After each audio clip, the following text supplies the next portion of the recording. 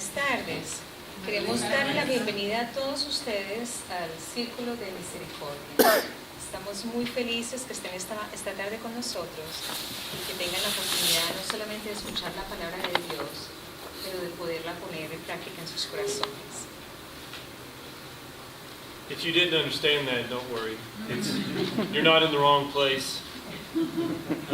We're glad that you're here. My name is Eric. This is my wife, Celeste. She does the translation in Spanish. But it's a great day. It's a great day. And I want to read to you something that impacted me this week. It says in Ephesians, I pray that the God of our Lord Jesus Christ, the Father of glory, may give you a spirit of wisdom and revelation as you come to know Him, so that with the eyes of your heart you may see, and you may know what is the hope to which He has called you, what are the riches of His glorious inheritance among the saints, and what is the immeasurable greatness of His power for us who believe, according to the working of His great power. And it struck me, have you ever thought of seeing with the eyes of your heart? Have you ever thought of your heart having eyes and being able to see things and understand things through those eyes and through that heart? And after he says that, he goes on and asks that if we can understand the immeasurable greatness of His power. And it made me think that maybe that's how we understand the greatness of His power, is through seeing through our heart. And what I'd like to encourage you to do in the service and pray for is that you can see God through the eyes of your heart, through the worship and through the message and through the communion the next hour or so that we stood together. So at this time, I'd like to recognize any visitors that we may have among us.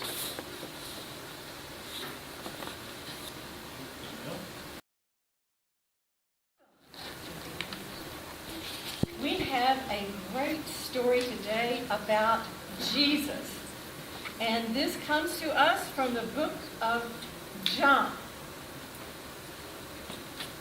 Here is a man who every single day he is on his mat right by the temple where people are coming by to go to the temple to pray. And this man has been sick and paralyzed and unable to get off of his mat for 38 years. Whoa. Unbelievable. 38 years. And so when people were going up to the temple to pray, they felt sad for this man and thought, wow, we need to help him out. So they brought him food and put it by his mat so he could eat. And then they brought him money so that he could get the things he needed to survive. But he still was on his mat day after day, week after week, year after year, 38 years. Jesus went up to the temple to pray. And when he saw the man there on his mat, he said, "Hey, friend, do you want to be made well?" Well, you would have thought that he would have said, "Well, yeah." But the first thing he said was, "Oh, sir, I just can never get to the water in time." You know, when the water is being stirred by the angels, and that's when you got to get in quick, but then people get in front of me, and they get to the water before I can get in. And I just don't have a chance to be made well. So here I am, stuck. Jesus said, "Hey, friend, rise, take up your mat, and walk." So, you know, that man who'd been lying there for 38 years, he did get up. And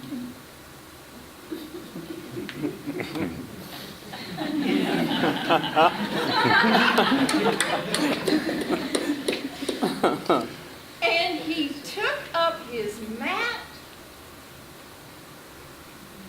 And do you know? Oh, and all his stuff. And he walked.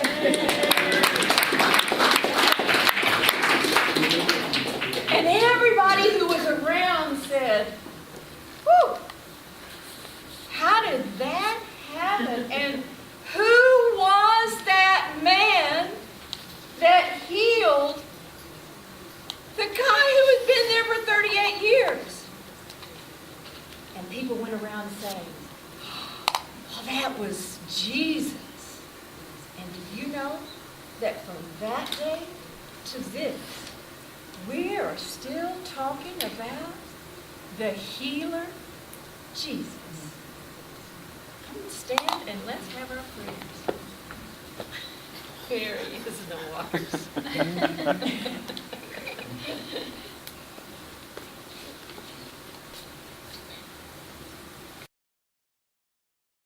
John. After this, there was a festival of the Jews, and Jesus went up to Jerusalem. Now, in Jerusalem, by the sheep gate, there is a pool, called in Hebrew Beth Zatha, which has 5 porticos.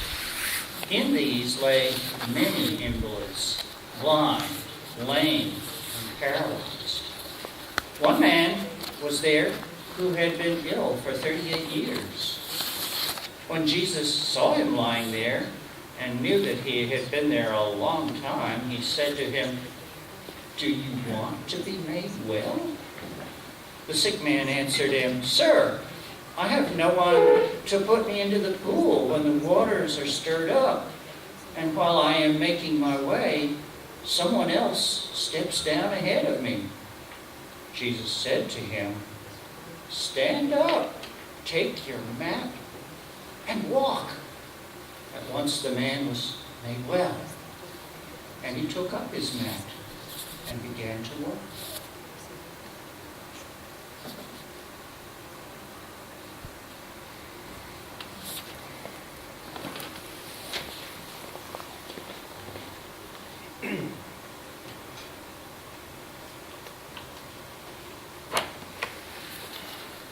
Hi, Circle.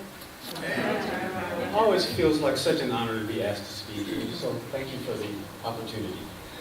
So in the interest of full disclosure, I should tell you that you're going to hear 2 sermons tonight. Marc and I are going to co-preach, team preach something. So, and good news, bad news. Good news is you get 2 sermons. Bad news is you're going to be here a long time. Oh, and I should also mention that this indeed is a competition. So keep in mind, not just the content, thank you, not just the content, but who's dressed better, who delivers better, so just keep all that in mind while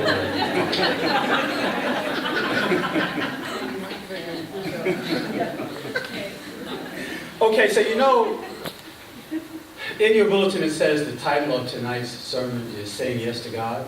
I tried my dead level best to make that work for me, and it just didn't. So what I'm going to do right now doesn't have a whole lot to do with saying yes to God, because I just couldn't make that make sense in my brain. So, enough talking from me.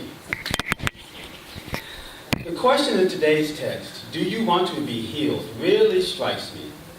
How odd that Jesus would ask such a question of a man obviously afflicted. But Jesus is known for asking questions he already knows the answers to.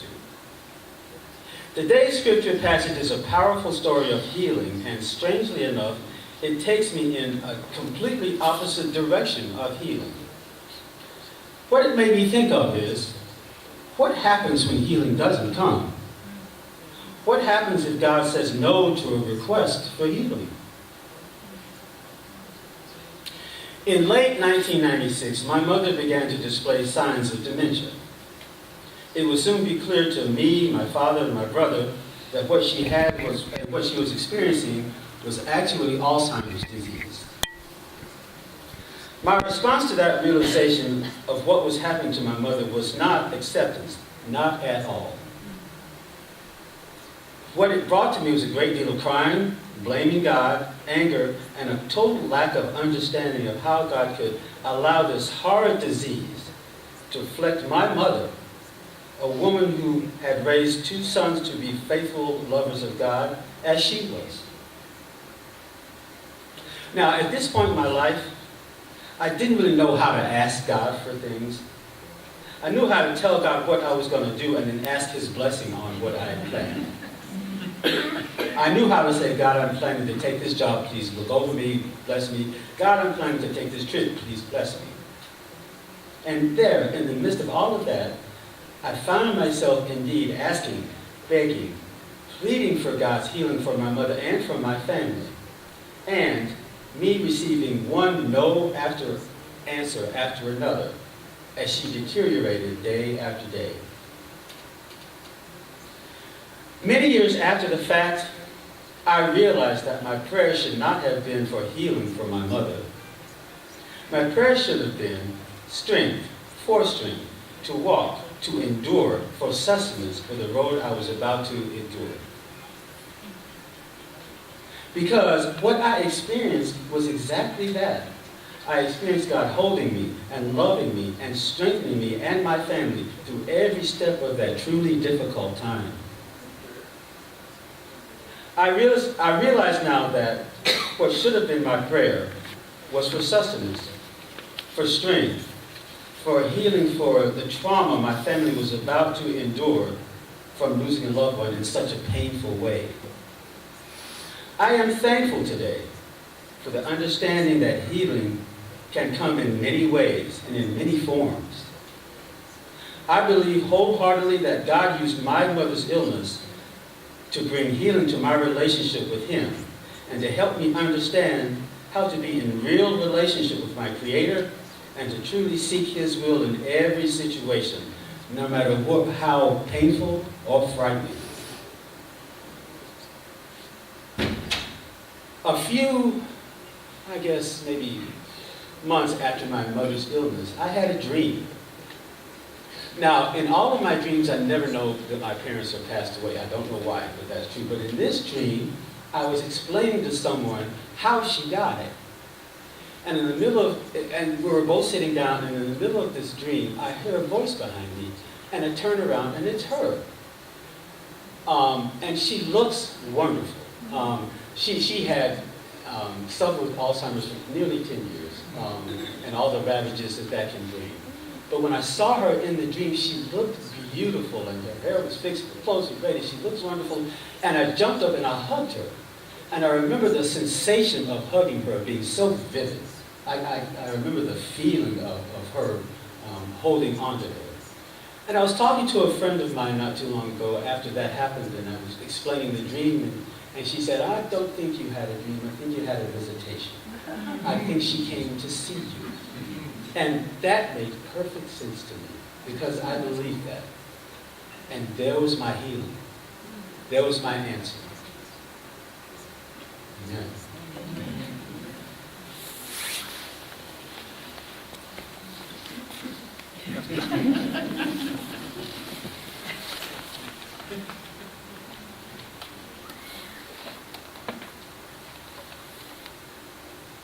It's Suzanne's fault, you know. This topic tonight, Suzanne Walker Wilson. A few weeks ago when we were celebrating Bill and Joyce among us, it was she who said right here, saying yes to God. That kind of stuck in my brain. I mean, it got down into my soul. So we talked it over, Tyrone and me, and here we are. But boy, when the lectionary passage had us in John chapter 5, it took me for a journey, a real journey, and here's kind of a record about it. Do you want to get well? Seems like an easy question to say yes to, especially unless you get used to being unwell. And you get strokes and rewards from being unwell, like a relative of mine who just loves being sick. So they have something to talk about? But that can get crazy, this ever signaling your medical conditioning to others, and others repay you with attention you might not otherwise receive. You might become addicted to being unwell and never hear Jesus' question. In such a case, it would actually take an act of courage to hear, do you want to get well? Do you want to get well?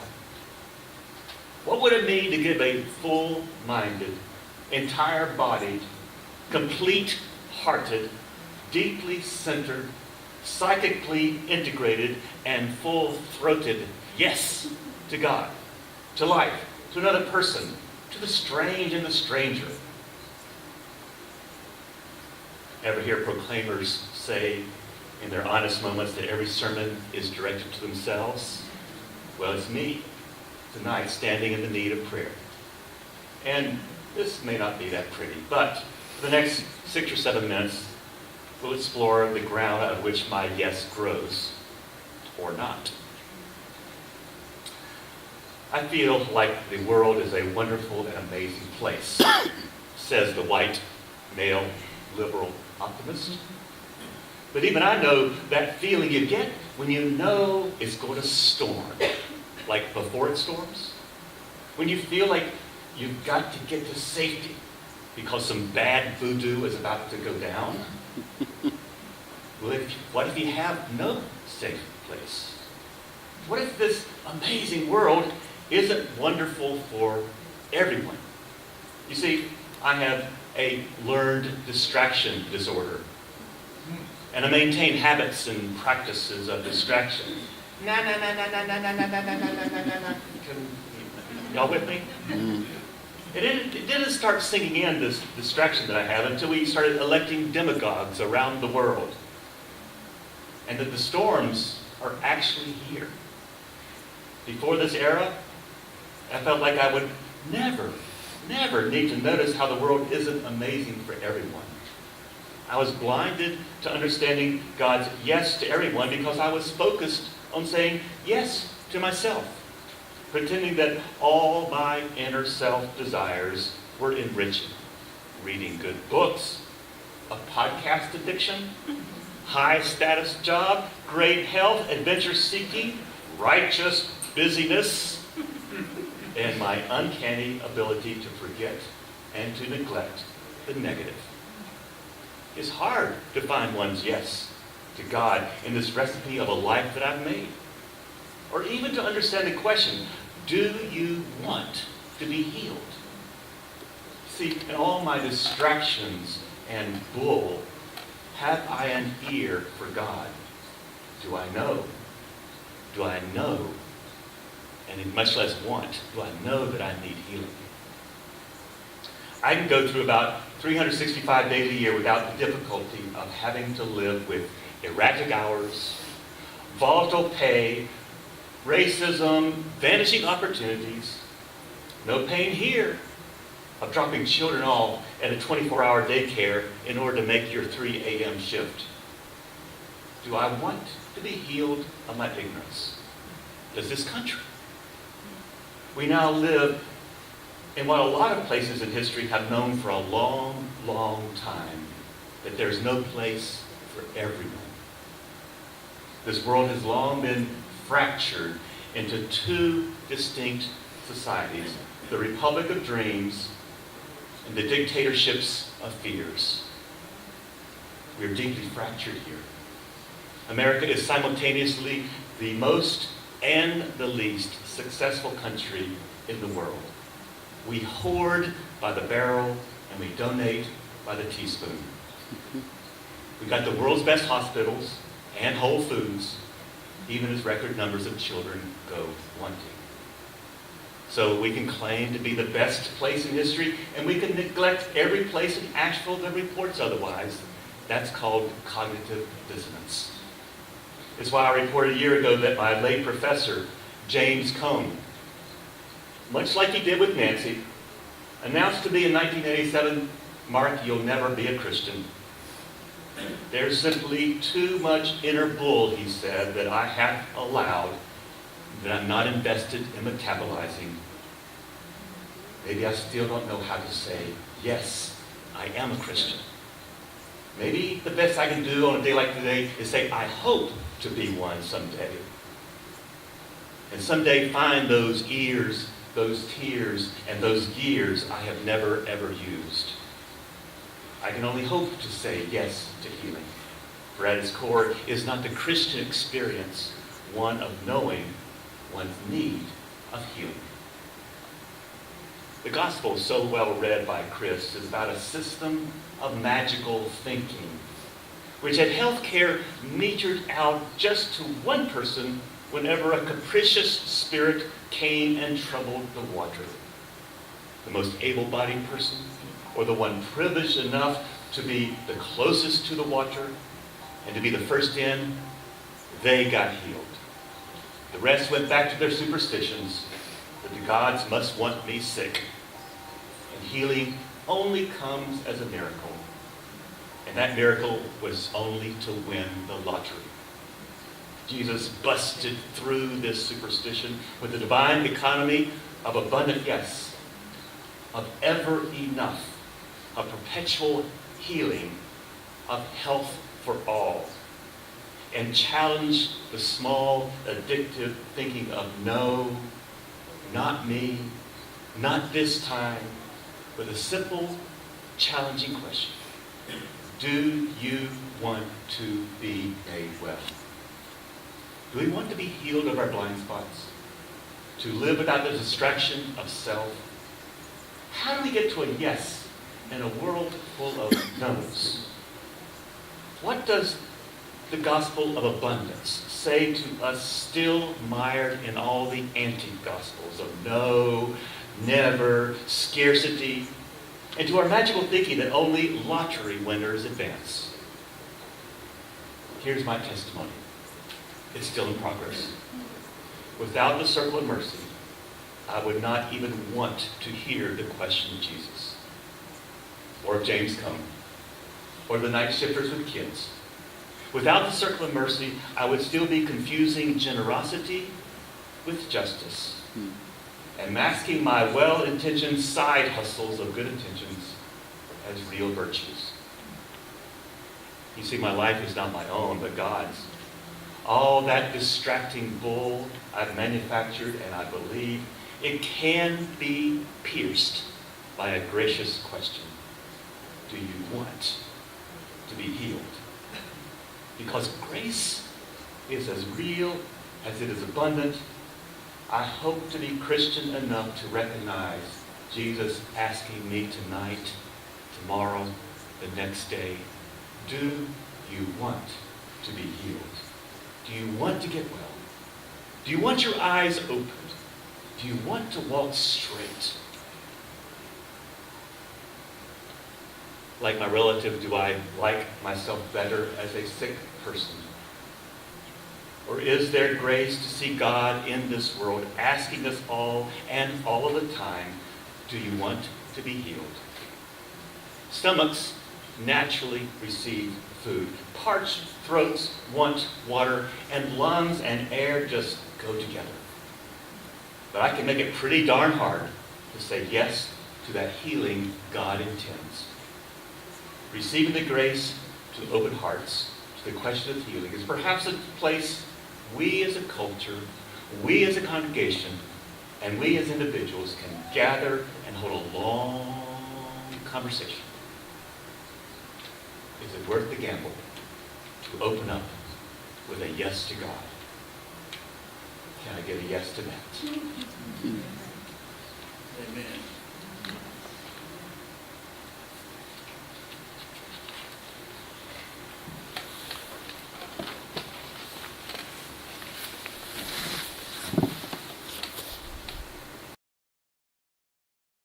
I always looked for some common characteristic of the prisoners who said yes to God, who said, yes, I do want to be made well. And what I noticed was that there were at least a couple of things that had to be at work for them to be able to rise up and be on a new path of healing. The first thing was they had to let go of blame. Even if the blame was totally justified in blaming the criminal justice system, in blaming an all too unjust past, in blaming a very horrific cards that they had been dealt in their life, even if it was justified, it had to be let go for them to rise up. Just like that man, he had to let go of saying, but I just can't get to the water. So he stayed isolated, stayed in stinking thinking, stayed in that kind of paralyzed place and could not move. And the other thing I noticed was once you let go of the blame, they also had to remember where they came from. And it's astounding to me that in this story, Jesus said to the man, rise, take up your pallet and walk. He didn't say leave it there, forget it. Take it with you. And could it be that we have to take up our pallets and remember from whence we came in order for us to be able to keep saying yes to God, yes to healing, and stay open-hearted with other people who are still stuck on the mat. Perhaps this table is Jesus' invitation once again to say, yes, I want that healing. I'm ready. I'm willing now to let go of blame, even if justifiable.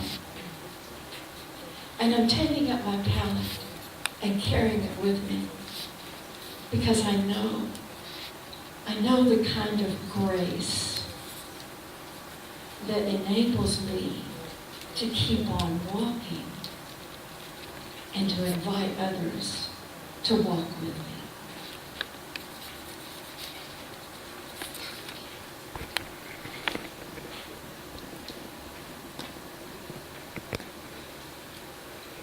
So Jesus gave that invitation to his disciples around that table.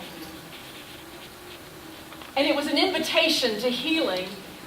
And it was an invitation to confess that they hadn't quite gotten it right.